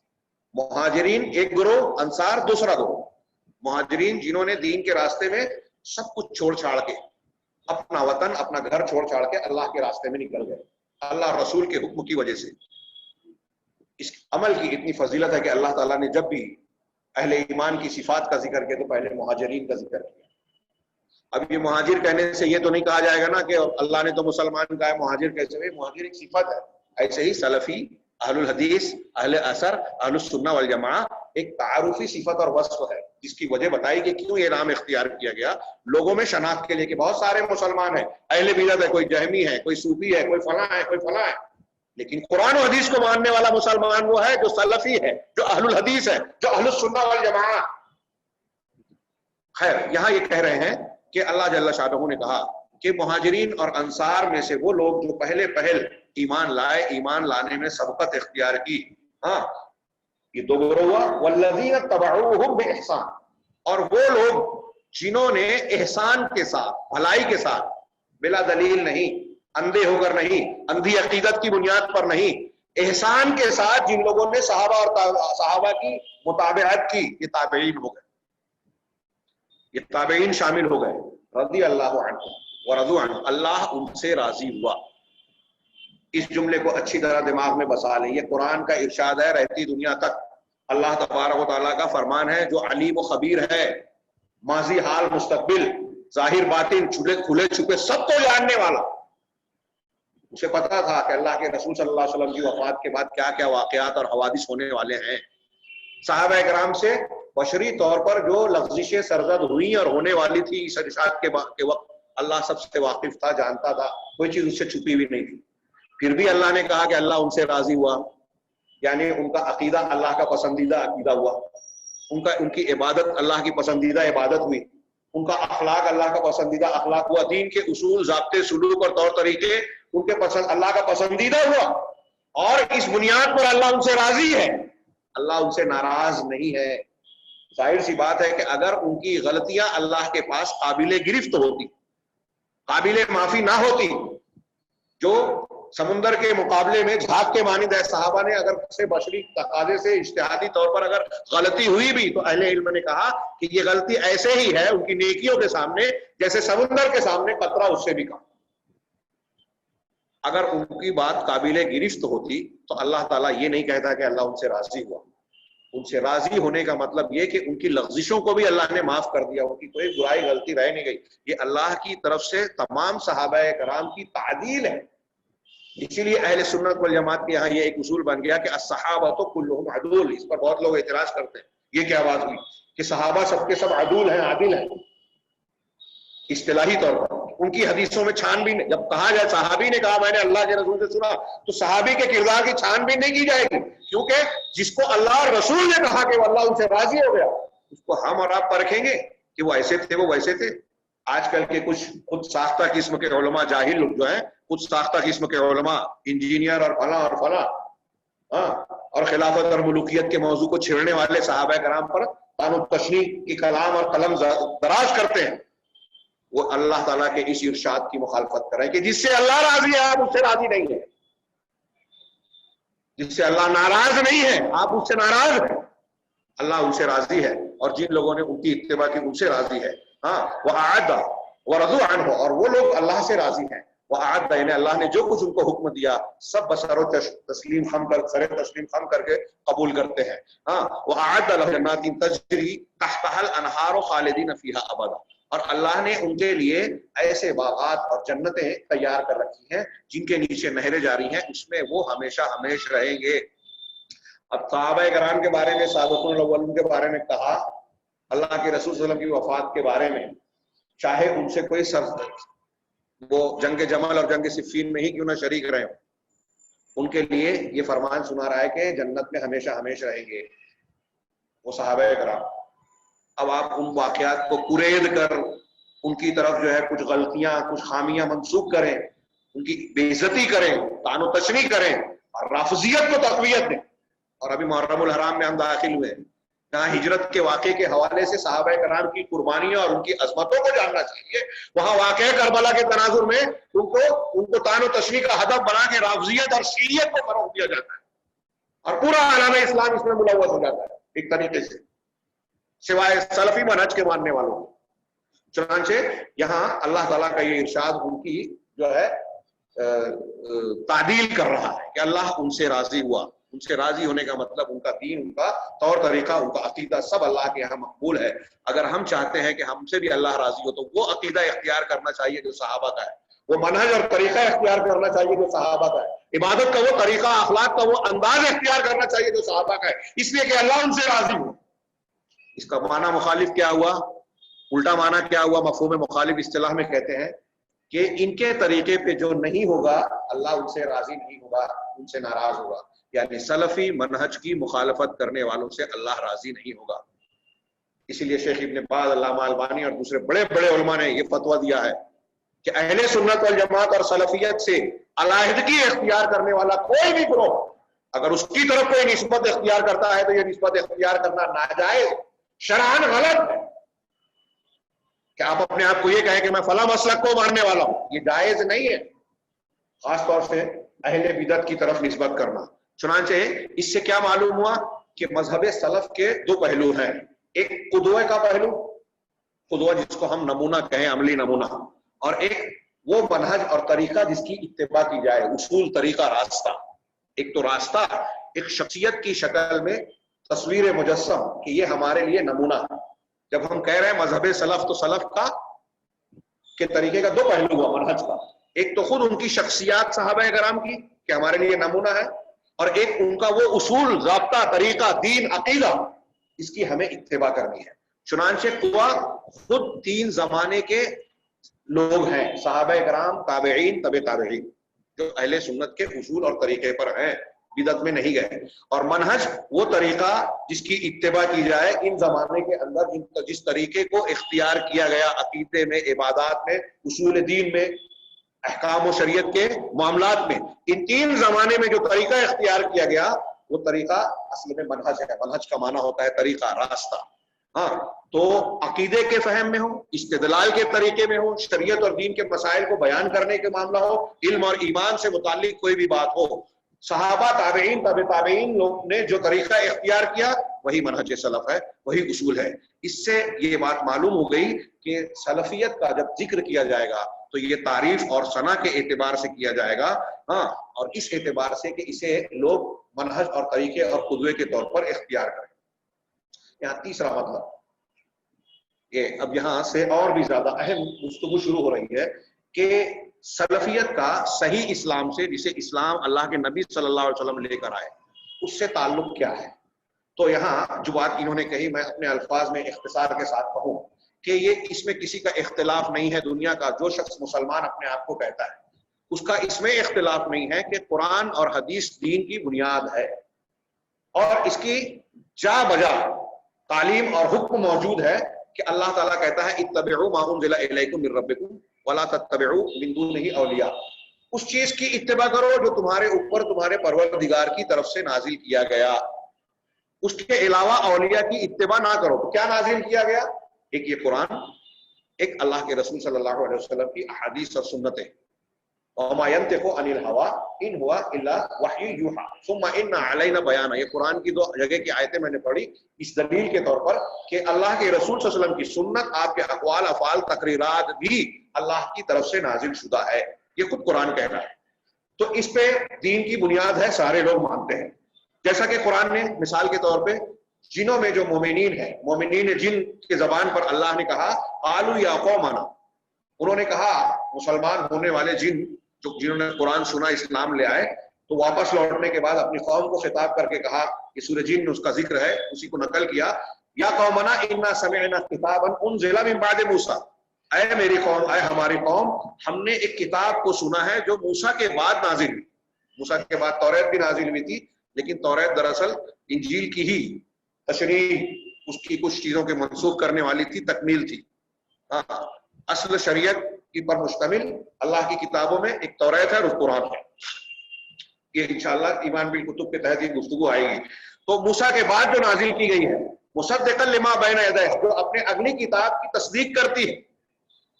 یعنی یہ جو قرآن جو ہم نے کتاب سنی ہے، یہ اگلی کتاب کی توریت انجیل کی تصدیق کرتی ہے. یہدی الی الحق و الی طریق مستقیم، یہ کتاب حق کی طرف رہنمائی کرتی ہے اور سیدھے راستے کی طرف. یہ کون کہہ رہا ہے؟ جن. اور یہ کون نقل کر رہا ہے؟ اللہ تبارک و تعالیٰ سورہ جن. اس کا مطلب یہ کہ قرآن سیدھے راستے کی رہنمائی کرتا ہے. صحیح منہج وہ ہے جو قرآن کا منہج ہے. اس آیت سے اور ایسی بہت سی آیتوں سے ثابت ہوا. دوسرا، قرآن کو کیسے مانیں گے؟ یہ آیت پیش کر رہے ہیں. اور اس کو رسول اللہ صلی اللہ علیہ وسلم کی مطابقت اختیار کرنا اس کے ساتھ مشروط ہے، مقید ہے. ہاں، جیسا کہ اس کو ساتھ میں جوڑ کر اللہ تعالیٰ نے قرآن میں متعدد مقامات پر بیان کیا. اس کی ایک مثال دے رہے ہیں. اللہ نے ارشاد فرمایا وَكَذَلِكَ أَوْحَيْنَا إِلَيْكَ رُوحًا مِّنْ أَمْرِنَا، کہ اسی طرح ہم نے اپنے حکم سے آپ کی طرف روح کی وحی کی. قرآن کو روح کہا، اس سے دلوں کی روحوں کی زندگی ہوتی ہے. مَا كُنْتَ تَدْرِي مَا الْكِتَابُ، آپ نہیں جانتے تھے کہ کتاب الکتاب کیا ہے. اللہ تعالیٰ اپنے پیغمبر کو خطاب کر کے کہہ رہا ہے کہ آپ نہیں جانتے تھے کہ کتاب کیا ہے. وَلَا الْإِيمَانُ، اور نہ ہی ایمان کی تشریح اور تفصیل کو جانتے تھے، ایمان کو جانتے تھے. وَلَٰكِنْ جَعَلْنَاهُ نُورًا نَهْدِي بِهِ مَن نَّشَاءُ مِنْ عِبَادِنَا، لیکن ہم نے اس کو نور اور روشنی بنا دیا اس قرآن کو، جس کے ذریعے سے اپنے بندوں میں سے جسے چاہتے ہیں ہدایت دیتے ہیں. آگے آخری جملہ اللہ تعالیٰ نے کہا اس آیت کے آخر میں وَإِنَّكَ لَتَهْدِي إِلَىٰ صِرَاطٍ مُسْتَقِيمٍ، اور اے نبی آپ صراط مستقیم سیدھے راستے کی طرف رہنمائی کرتے ہیں. قرآن کا راستہ آیت نے کہا صراط مستقیم، رسول کی رہنمائی اللہ نے آیت نے بتایا صراط مستقیم. اب جتنے بھی فرقے دنیا میں وجود میں آئے مسلمانوں میں اور اسلام کے نام پر، ہاں، جس مسلک کو ماننے والے لوگ ہیں سب کے سب یہ کہتے ہیں کہ اگرچہ وہ منحرف ہو گئے ہیں، صراط مستقیم سے ہٹ گئے ہیں، لیکن سب کہتے ہیں کہ ہم قرآن و حدیث کو مانتے ہیں. لیکن جتنے بدعتی فرقے ہیں سلفیت اور سلفیوں کے علاوہ، اہل الحدیث کے علاوہ، وہ قرآن و حدیث کے ساتھ اس کے سمجھنے کے تیسرے، اتباع کے تیسرے رکن کو، صراط مستقیم کو متعین کرنے والی تیسری بنیاد کو فراموش کر جاتے ہیں. اور وہ تیسری بنیاد ان دو وحی کے لیے کیا ہے؟ وہ سلف صالح کی فہم ہے کہ قرآن و حدیث کو سلف صالح نے جس طرح مانا، جس طرح سمجھا، اسی طریقے سے مانا اور سمجھا جائے. یہاں یہ کہتے ہیں وقت بہت کم بچا ہے، اس لیے میں تھوڑی تیزی سے آگے بڑھوں کہ سورہ فاتحہ میں جو دعا اللہ تبارک و تعالیٰ نے سکھائی، جس کو میں نے دونوں درس کا آغاز جس سے آیت سے کیا، اس میں یہ تینوں ارکان بڑے جامع اور بہترین انداز میں سمٹے ہوئے. ہاں، اللہ تعالیٰ نے ہم کو اور آپ کو ہر نماز میں یہ دعا سکھائی. علامہ ابن تیمیہ کا یہ قول میں بار بار اپنے خطابات اور دروس میں نقل کرتا رہا ہوں کہ اللہ تعالیٰ نے یہ جو سورہ فاتحہ دی، اس میں جو دعا سکھائی اور ہر نماز کی ہر رکعت میں ہر مسلمان کو پڑھنے کی تعلیم دی، فرض کیا. اماموں کے مقتدی صحیح مسلک اور طریقہ یہی ہے کہ سورہ فاتحہ کے بغیر نماز نہیں ہوتی. یہ بار بار یہ دعا پڑھنے کی تلقین کرنا، تعلیم دینا، علامہ ابن تیمیہ کہتے ہیں کہ یہ اس بات کی دلیل ہے کہ اہدنا الصراط المستقیم، یہ دعا مانگنا ہماری اور آپ کی روز کی ضرورت ہے. ایسے بہت سارے داعیات، دوائی، عوامل اور اسباب ہمارے گرد و پیش میں پائے جاتے ہیں اور پائے جائیں گے جو ہم کو صراط مستقیم سے بھٹکا کر دوسرے راستوں پر، جہنم کے راستوں پر لے جائیں. لہذا ہمارے لیے ضروری ہے، اور جب ہم دعا بار بار کر رہے ہیں تو بار بار اس مضمون کو دلیلوں سے سمجھنا سیکھنا بھی ضروری ہے. جیسا کہ میں نے پچھلے درس میں بتایا کہ یہ موضوع کتنا اہم ہے. ساری دنیا کے انسانوں، مسلمانوں کے لیے سب سے زیادہ ضروری، سب سے اہم، سب سے اولین جس موضوع اور مواد کو سمجھنا ضروری ہے وہ یہ کہ وہ کون سا دین اور طریقہ صحیح ہے جو جنت کے راستے پہ لے جاتا ہے. کیونکہ ایسا اس کو نہ سیکھنے کا نتیجہ یقینی طور سے یہ ہو سکتا ہے کہ آدمی غلط راستے پہ چلے، بدعات و خرافات پہ اختیار کرے اور سمجھے کہ میں جنت کے راستے پہ چلوں. سب سے پہلا کام یہ ہے کہ اپنے سفر کا آغاز کرنے سے پہلے وہ گاڑی جان جائیں کہ کون سی گاڑی ہم کو منزل تک پہنچانے والی ہے. اور یہی منہج سلف کے عنوان کے تحت ہماری جستجو ہے، ہماری گفتگو بھی ہے. چنانچہ یہ دعا سکھائی اللہ تعالیٰ نے، اہدنا الصراط المستقیم. اب جب بندے نے یہ کہا کہ ہم کو پروردگار صراط مستقیم کی توفیق دے یا اس پر برقرار رکھ، تفصیل میں نہیں جاتا ہوں. اشتمل علی رکن الکتاب والسنہ، تو یہ صراط مستقیم ابھی آپ نے دو آیتیں سنی جو اس سے پہلے ہم نے پڑھی، سورہ جن کی اور سورہ قصص کی غالباً ہے. ان دو آیتوں میں کیا بتایا صراط مستقیم کیا ہے؟ قرآن کا راستہ صراط مستقیم ہے. رسول اللہ صلی اللہ علیہ وسلم جو جس راستے کی رہنمائی کر رہے ہیں وہ صراط مستقیم ہے. تو اب جب ہم نے کہا کہ ہم کو صراط مستقیم پر چلا تو اس میں قرآن کا اور رسول کا طریقہ آ گیا. ان دو چیزوں میں یعنی قرآن حدیث کو ماننے والا بنا دے ہم کو، اہدنا الصراط المستقیم. آگے صرف اتنا ہی نہیں کہا اللہ نے، آگے کیا کہا؟ صراط الذین انعمت علیہم، ہم کو سکھایا کہ کون سا راستہ؟ ان لوگوں کا راستہ جن پر تمہیں انعام کیا، صدیقین، شہداء، صالحین، انبیاء، صدیقین، شاہدین، صالحین، غیر المغضوب علیہم ولا الضالین، ان لوگوں کا راستہ نہیں جو مغضوب علیہم اور ضالین کا۔ لمبی تشریح میں نہ جاتے ہوئے یہود اور نصارہ کو مثال کے طور پہ اس کی تفسیر میں بیان کیا گیا۔ دونوں میں فرق یہ بتایا گیا کہ مغضوب وہ ہے جو علم ہوتے ہوئے علم کے خلاف ہے، اور ضالین وہ ہے جو جہالت کی بنیاد پر گمراہی کا شکار ہو۔ اور اس کی مثال دیتے ہوئے امام سفیان ابن عیینہ، علامہ ابن تیمیہ، شاہ ولی اللہ اور دوسرے علماء کہتے ہیں کہ مسلمانوں میں جو علماء گمراہی کا شکار ہیں وہ یہود کے مشابہ کہ علم ہوتے ہوئے گمراہی کا شکار، اور ہمارے مسلمانوں میں جو جہلا عام انسان گمراہی کا شکار ہیں بغیر علم کے، وہ نصارہ کے مشابہ ہیں جن کے ہاں علم کے بغیر گمراہی کا غلبہ تھا۔ اب یہاں جن جن لوگوں کو یہود اور نصارہ پہ، آپ نے وہ حدیث بھی پڑھی ہے، سنی ہے کہ تم اپنے سے پہلوں کے نقش قدم پر چلو گے، یہود اور نصارہ کے، جیسے جیسے ان کے یہاں گمراہی ہوئی عقیدے کی، عبادات کی، فرقہ بندی کی اور مختلف قسم کے انحرافات کی، ویسی وجہ اللہ کے رسول نے یہاں تک کہا کہ اگر ان میں سے کوئی ایسا ہوگا جو گول کے سوراخ میں داخل ہوا تو تم میں بھی ایسا شخص پیدا ہوگا۔ کسی نے اپنی ماں کے ساتھ بدکاری کی ہوگی، تم میں سے بھی، یعنی اتنی اب آج آپ قرآن و حدیث میں یہود و نصارہ کی گمراہیاں جو بیان کی گئی ہے اس کو پڑھیے کہ انہوں نے قبر پرستی کی تھی، قبروں کو پختہ بنایا تھا، اپنے انبیاء اور صالحین کی قبروں کو مسجد بنا لیا تھا، ان کے اندر اتنے اتنے فرقہ ہو گئے تھے، ان کے اندر ایسی ایسی گمراہ، جتنی چیزیں آپ وہاں ڈھونڈیں گے ایک ایک چیز آج مسلمانوں میں ملے گی۔ اور ان جتنے ایسے مسلمان ہیں جو یہود و نصارہ کی سنت پر چل رہے ہیں وہ سب گمراہ طریقے ہیں، وہ منحرف طریقے ہیں، وہ غلط فرقے ہیں۔ اللہ تعالیٰ سے ہم دعا مانگ رہے ہیں کہ مغضوب علیہم اور ضالین کے طریقے سے بچا، مطلب یہ کہ ان گروہوں اور فرقوں میں سے ہم کو شامل نہ کر جو یہود اور نصارہ کے طریقے پر چل کر فرقوں میں بٹ گئے، ہم کو اس طریقے پہ چلا جو انبیاء، صدیقین، شہداء، صالحین کا ہے، جس میں سرے پر نبی کے بعد اس امت میں صحابہ کرام۔ تو یہ کہہ رہے ہیں کہ یہ آیت جو ہے سلف کے طریقے کو، یہ معنی کو مشتمل ہے کہ ہم نے جب پہلا جملہ کہا اہدنا الصراط المستقیم تو قرآن و حدیث کی اتباع کا مطالبہ آیا، اور جب صراط الذین انعمت علیہم کہا تو اس میں صدیقین، شہداء اور صالحین کا طریقہ آ گیا۔ صدیقین میں سر فہرست صدیق اکبر ابو بکر صدیق ہیں اس امت کے، شہداء میں عمر فاروق، عثمان غنی، حضرت علی، تینوں شہداء ہیں۔ ہاں، صالحین میں سارے صحابہ کرام سر فہرست ہے، پوری امت میں سب سے زیادہ درجہ صحابہ کا، لہذا ان کے انعام یافتہ لوگوں کے طریقے میں قرآن و حدیث کو ماننے کے ساتھ ہم خود یہ دعا اللہ تعالیٰ نے ہم کو سکھائی کہ یہ تیسرے رکن کو بھی اختیار کیا جائے۔ یہ اس بات کی دلیل ہے کہ اس امت میں سب سے افضل وہ لوگ ہیں جو انعام یافتہ، علم و عمل میں انعام یافتہ لوگوں کی پیروی کرتے ہیں، وہ طریقہ صحیح ہے، اور وہ سب سے افضل لوگ جو علم و عمل میں انعام یافتہ ہیں اس امت میں سب سے اول اصحاب کرام ہیں، اللہ کے رسول صلی اللہ علیہ وسلم کے صحابہ ہیں۔ اس لیے کیوں صحابہ کرام ہیں؟ اس لیے کہ وہ قرآن کے نزول کے وقت اللہ کے رسول صلی اللہ علیہ وسلم کے سامنے اور اس زمانے میں موجود تھے، شہد التنزیل، اور انہوں نے رسول کریم صلی اللہ علیہ وسلم کے طریقے کو، آپ کے اسوے کو اپنی آنکھوں سے دیکھا، سمجھا، برتا۔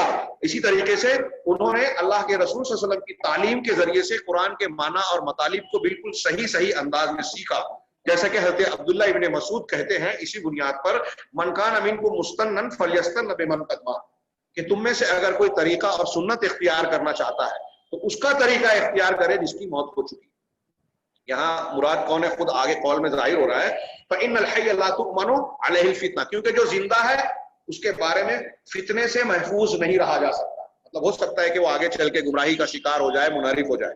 اب کون لوگ ہیں یہ جو گزر چکے؟ تو عبداللہ ابن مسعود نے کہا کہ اولئک اصحاب محمد صلی اللہ علیہ وسلم، یہ محمد صلی اللہ علیہ وسلم کے صحابہ ہیں۔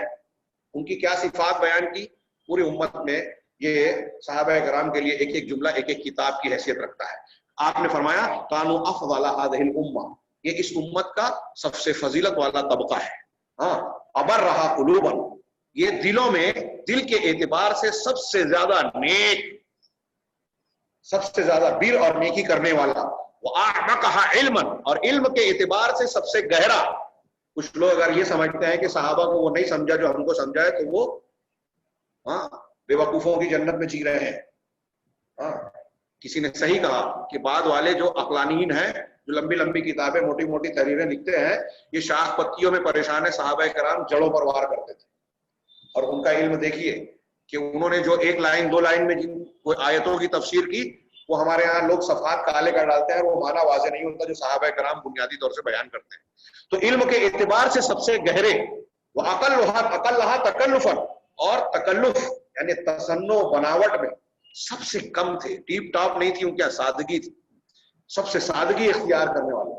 इख्तारहुमुल्लाहु लिसुहबत नबीही सल्लल्लाहु अलैहि वसल्लम। अब्दुल्लाह इब्न मसूद उलमाए सहाबा में से, साबिक़ुन अव्वलून में से, वो कह रहे हैं कि अल्लाह ने इन सहाबा कराम को अपने नबी की सोहबत और संगत के लिए मुंतखब कर लिया, अपने दीन को कायम करने के लिए, इकामत दीन के लिए कायम किया। फारिफू लहुम फज़लहुम, लिहाजा उनकी फजीलत को, उनके मकाम को पहचानो, वत्तबिऊहुम अला असरहिम, और उनके नक्शे कदम की इत्तिबा और पैरवी करो। वतमस्सकू बिमस्तताअतुम मिन अखलाकिहिम व सियरहिम, और उनके अखलाक और सीरत और तौर तरीका जो था, जहां तक तुमसे हो सके उसको मजबूत पकड़ लो। फइन्नहुम कानू अलल हुदल मुस्तकीम, इसलिए कि वो सीधी हिदायत पर थे, सच्चे रास्ते पर थे। वल्लाहि रब्बिल काबा, रब्बे काबा, अल्लाह की कसम। ये इब्न मसूद का ये कौल खत्म हुआ, और ये कौल ऐसे और भी कई कौल नकल किए। अजान का वक्त हो रहा है, मैं सिर्फ इमाम शाफी का एक कौल पेश करके आज का दर्स यहाँ खत्म करता हूँ, जबकि जरूरी था कि अगला यहाँ मैं आज एक नुक्ता ये जरूर बयान करना चाहता था कि इसी ज़िम्न से जोड़कर ये देखा जाए कि सहाबाए कराम के ही तरीके को या सलफ के मनहज ही को क्यों इख्तियार किया जाए। उसकी कुछ दलीलें आई, लेकिन कुछ निकाल अब आज मौका नहीं है। इंशाअल्लाह आइंदा जुमा को जो आखिरी दर्स होगा इस सिलसिले का, उसको समेटने की कोशिश करूंगा। इमाम शाफी का कौल और ऐसे अक़वाल सहाबा, ताबईन, तबे ताबईन और इम्मा दीन के बहुत सारे अक़वाल हैं। ये इमाम शाफी का एक जबरदस्त कौल कि सहाबा कराम के बारे में आपने फरमाया, हुम फौक़ना फ़ी कुल्लि इल्मिन व अक़लिन व दीनिन व फ़ज़ल। एक जुमले में एक किताब के सहाबा कराम हमारे ऊपर हैं, हर इल्म में, हर फहम और अक्ल में, दीन के मामले में, हर फजीलत में। सारी बातें आ गई कि हम इल्म फजीलत की बात करें, अमल की बात करें, अकीदे की बात करें, जो फजीलत की चीज हो सकती है, हर मामले में सहाबा कराम हमसे ऊपर है। वकुल्ले सबबिन युनाल बिही इल्म, और हर उस सबब में, तरीके में जिससे इल्म हासिल किया जाता है, और युद्रको बिही हुदन, या जिसके जरिए से हिदायत पाई जाती है, हासिल की जाती है। इन सारे उमूर में सहाबा कराम बाद वालों में से सब लोगों से ज्यादा ऊपर और अफजल है। व रायुहुम लना खैरुन मिन रायना लिअनफुसिना, और उनकी राय हर मामले में हमारे लिए, अपने नफ्स के मुकाबले में, अपने नफ्स के लिए हमारी राय के मुकाबले में उनकी राय ज्यादा बेहतर और अच्छी है, काबिल कद्र है। ऐसे अक़वाल अल्लामा इब्न तैमिया का भी एक बड़ा शानदार कौल है सहाबा कराम के इस मकाम को बयान करने के लिए। लेकिन अजान का वक्त हो गया है। इंशाअल्लाह आइंदा हफ्ता के दर्स में हम सलफियत के कुछ खुसूसियात और इम्तियाजात जानेंगे, और ये अगला दर्स इसलिए बहुत अहमियत का हामिल होगा कि इन इम्तियाजात और खुसूसियात को बताते हुए हम कुछ तारुफ भी देखेंगे कि हमारे गिरदो पेश में कुछ ऐसे अफकार, ऐसी तंजीमें, ऐसी जमातें पाई जाती हैं जिससे हमारा नौजवान तबका या मखसूस लोग मुतासिर हो जाते हैं और उसे सही समझकर, सच्चा दीन समझकर कबूल कर लेते हैं, और हकीकत में अपने आप को अल्लाह के तरीके, रसूल के तरीके और सलफ के तरीके से अलग कर लेते हैं, हटा लेते हैं। और सहाबा और सलफ के तरीके से अलग होने का मतलब यह है कि आप बिदअत के रास्ते पर चल रहे हैं, सिराते मुस्तकीम से हट गए हैं। अल्लाह तबारक व तआला हमको सिराते मुस्तकीम को जानने, समझने और उस पर कायम रहने की तौफीक अता फरमाए। व आखिरु दअवाना अल्हम्दुलिल्लाहि रब्बिल आलमीन। आमीन आमीन। जज़ाकुमुल्लाहु खैर जज़ा शेखन फादिल। अल्लाह रब्बान हमारे शेख मोहतरम को जज़ाए खैर अता फरमाए। बड़ी कीमती बातें हमारे सामने रखी हैं। एक एक जुमला शेख का ऐसा था कि उसके लिए किताब का खुलासा उन्होंने पेश कर दिया कि एक जुमले के अंदर। अल्लाह ताला उनके इल्म के अंदर और बरकत अता फरमाए, और इंशाअल्लाह अगले जुमा को फिर मुलाकात होगी। जज़ाकुमुल्लाह खैर। अस्सलामु अलैकुम व रहमतुल्लाहि व बरकातुहू।